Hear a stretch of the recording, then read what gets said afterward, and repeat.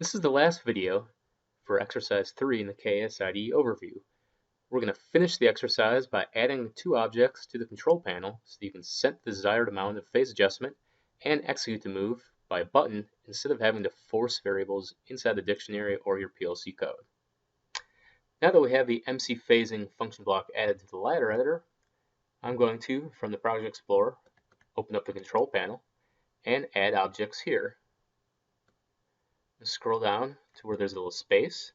Now if I go to library, instead of defaulting to the function block section, it's going to go to the controls section, which has a number of objects that we can add to the control panel.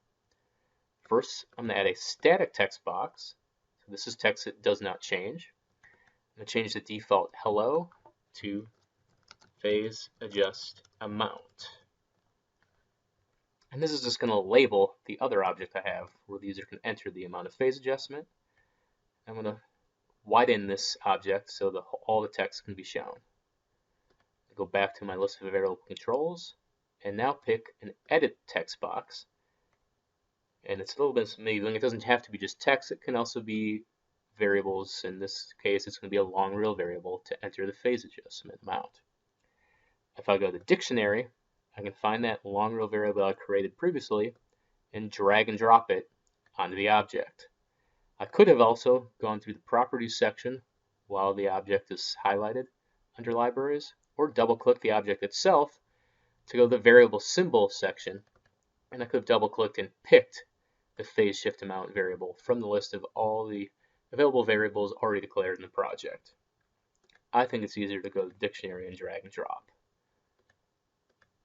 Lastly, I'm going to go to the library control tab, and under switches, pick a push button. This is what I'm going to use to actually execute the phase adjust move. Once again, I'm going to double click to change the default text to execute phase adjust.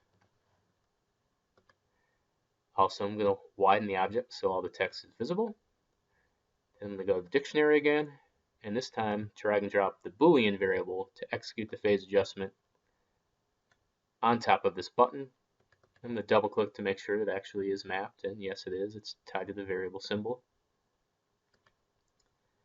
Now I'm going to do a compile and download and start the project running on a simulator just to test that all these objects are mapped and working correctly. Here's my two axes in my simulator. I can press the enable button, they turn green. If I press the run and stop switch, they'll start spinning.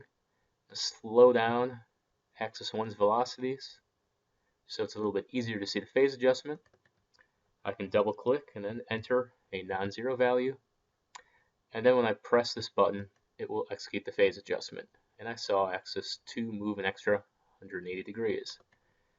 Also, just as before, I can enter a negative value and it will actually slow down and even go backwards for a little bit before going back to following axis 1 at a 2-to-1 ratio.